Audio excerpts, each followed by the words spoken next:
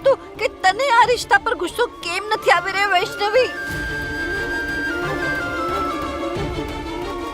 કેવી રીતે કરીએ એમના પર ગુસ્સો માસી? કેવી રીતે?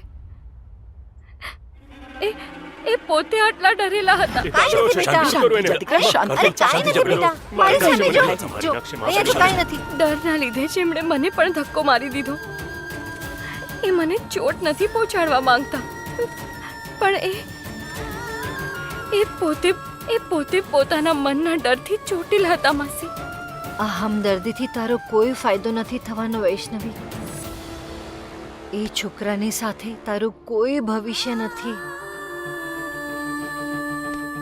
અને એક વાત સાંભળી લે, હું તારી જિંદગી એની સાથે બરબાદ નહીં થવા દઉં. મંજૂર છે તો ઠીક, નહીતર આજથી તારો ને મારો કોઈ સંબંધ નથી. માસી એવું ના કરો માસી. મારો ફેસલો અટલ છે વૈષ્ણવી. હવે તારી વારી છે.